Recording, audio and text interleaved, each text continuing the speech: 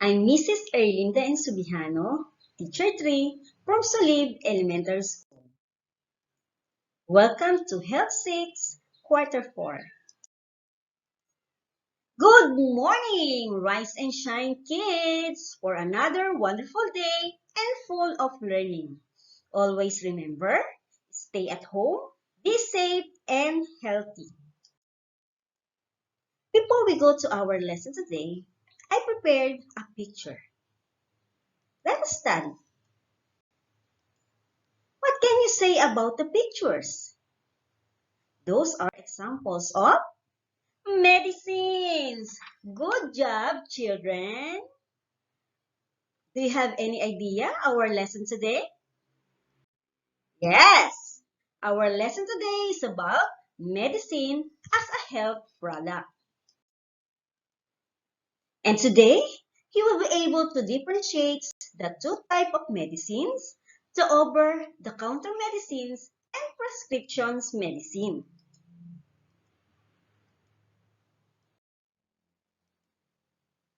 Like what our lesson last week, we discussed about being a healthy consumer.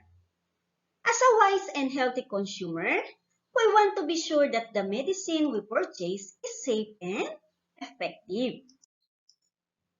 But do you know that even safe and government-approved medicine can cause undesirable side effects to the body when misused and abused?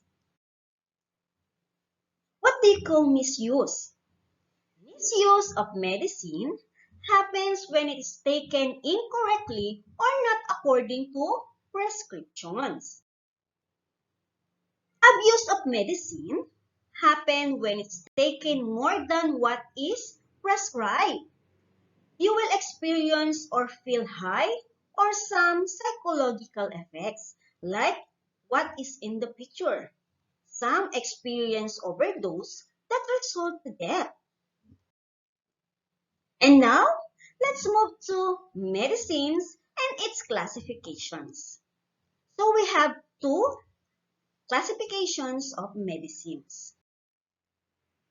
But first, let us define what is medicine. According to www.oxforddictionaries.com, medicine is defined as compound or preparation used for prevention or treatment of disease. Most medicines are taken orally. Others are applied on the skin, inhaled, taken intravenously or injected or inserted in the anus. Look at the pictures. Those are examples how we apply or how we use medicines. We can apply to the skin or we can inhale. Let's move to the first type of medicine, the over-the-counter medicine or OTC. Over-the-counter medicine is also known as non-prescription medicine. On the picture, those are examples of over-the-counter medicine.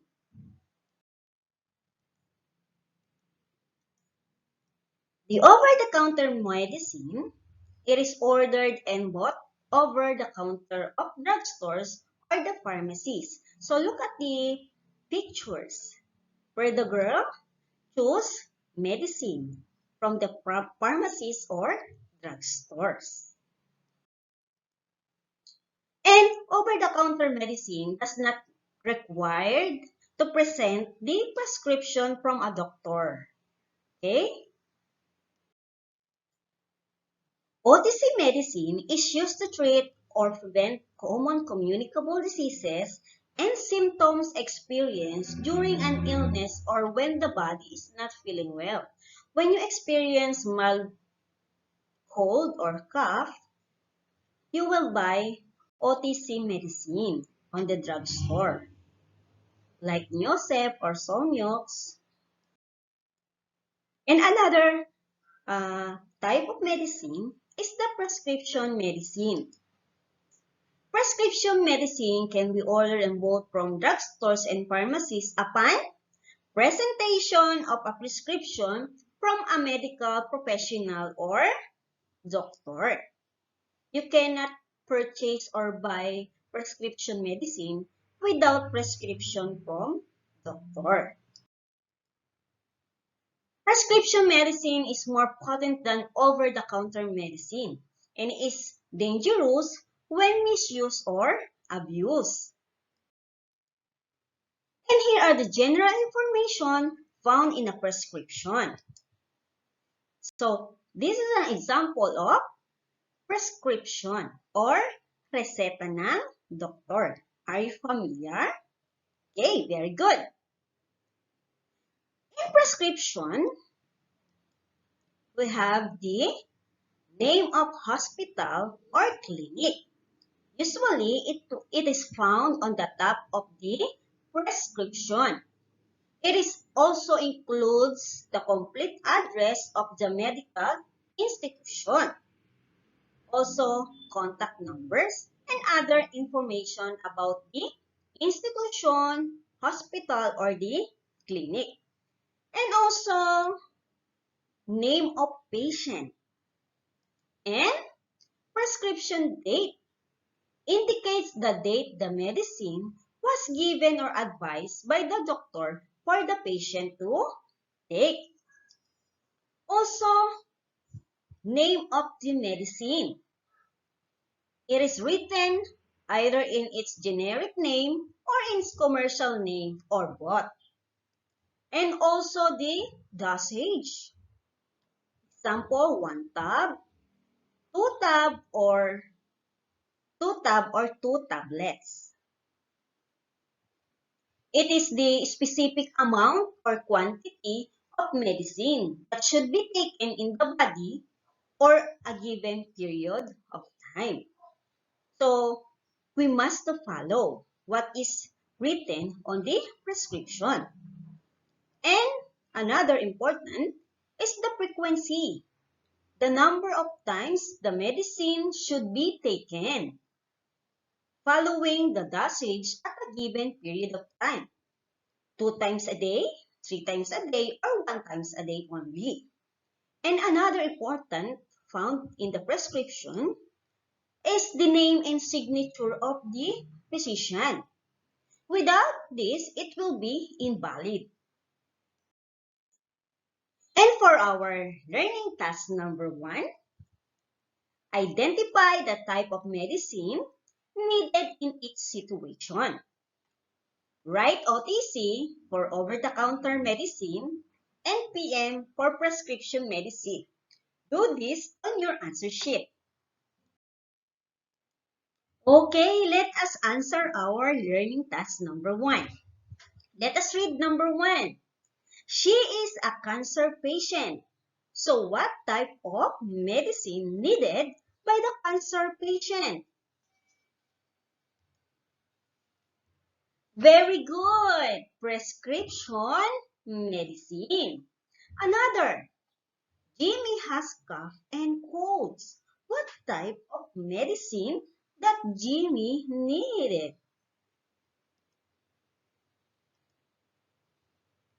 OTC or over-the-counter medicine. Great job, kids. Like Yosef or Solnyok, so we can buy that at the drugstore without the prescription of doctor. How about her aunt is suffering from liver cirrhosis? What type of medicine needed? Good job! Prescription medicine. How about Jake's uncle has diabetes? Correct. Prescription medicine. Very good. And how about I just want to sleep? My head is aching. What type of medicine? Okay, correct. Over-the-counter medicine. Are you all correct, children? Okay, and because of that, High five for you. And for another learning task number 2, you are going to draw a Venn diagram on your answer sheet.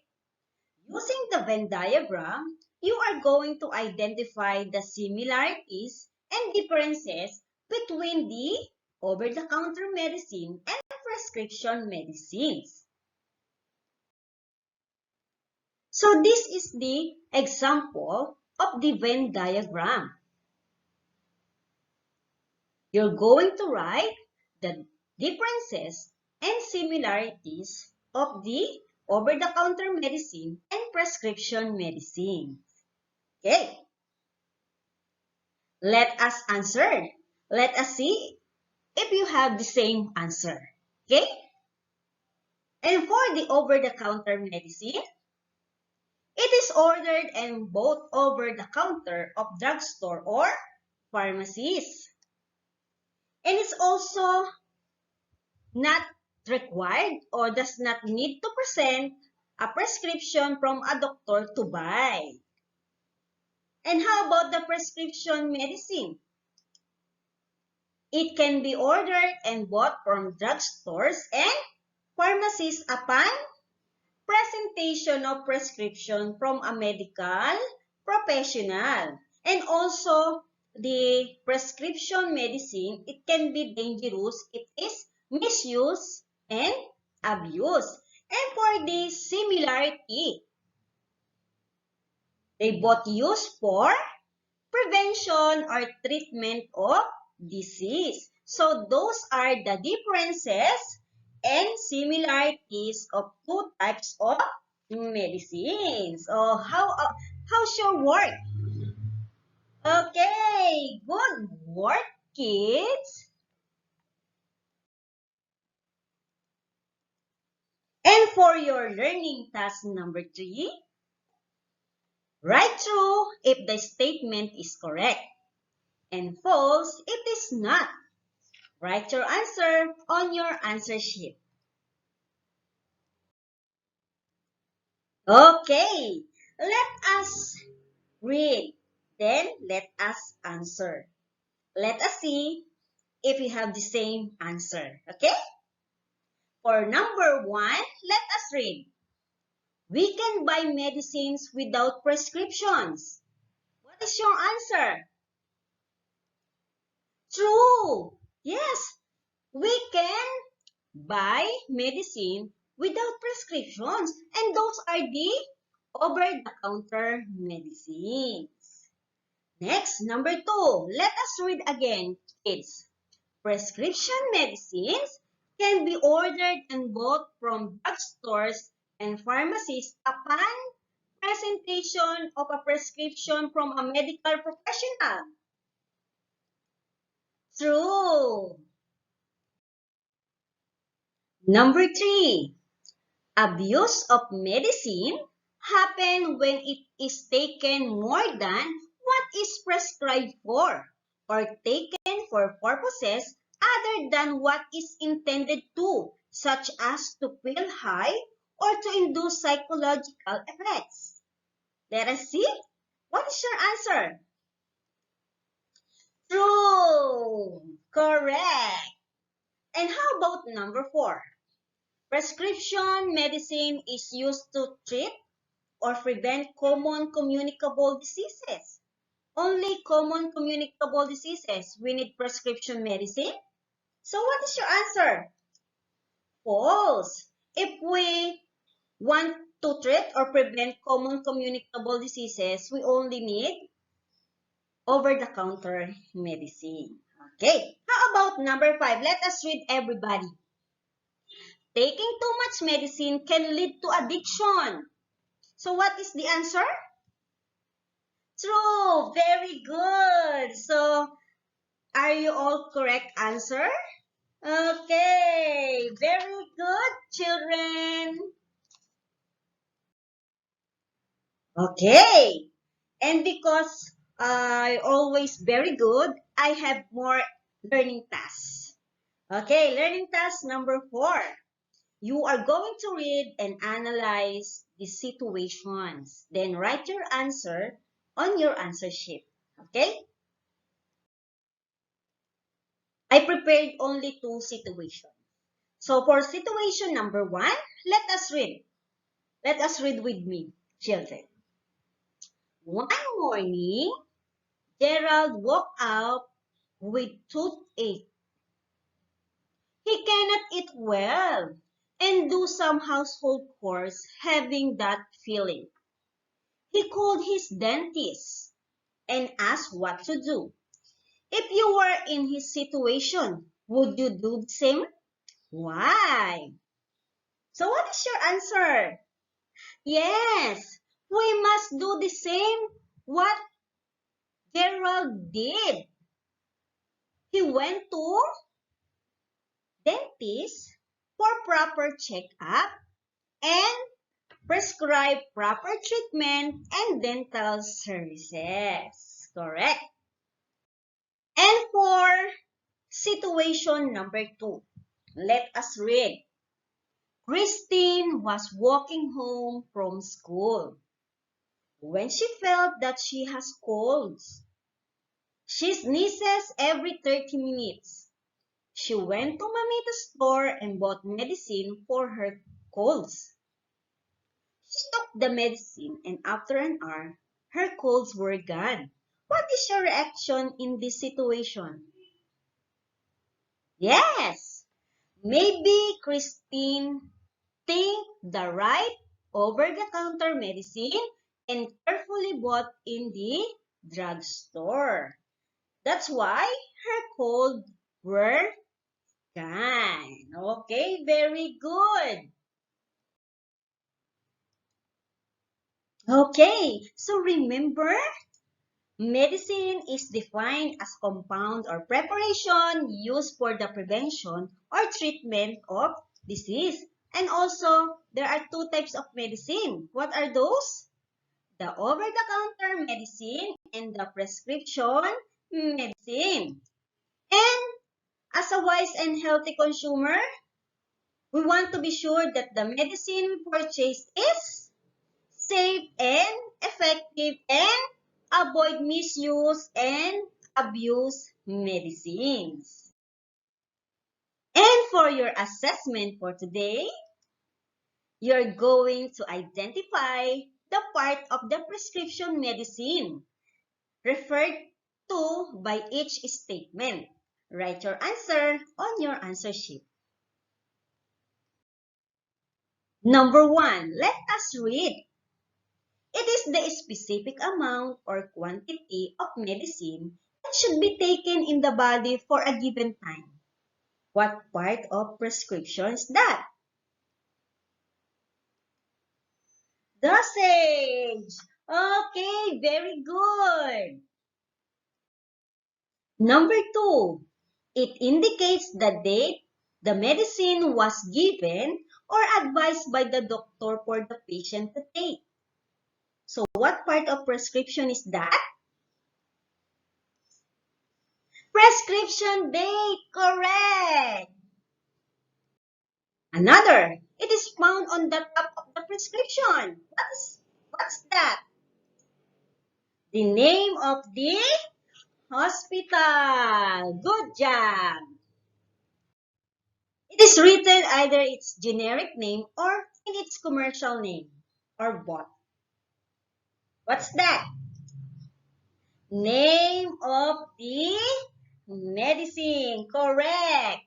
And for number 5, it is the number of times the medicine should be taken following the dosage at a given time. Frequency. Good job. So who got 5 all correct answers? Okay, good work, children. Okay. And for your assignment, give at least 5 examples of over-the-counter and prescription medicines. Okay. So, tomorrow, I will give you this badge. Good homework. Okay?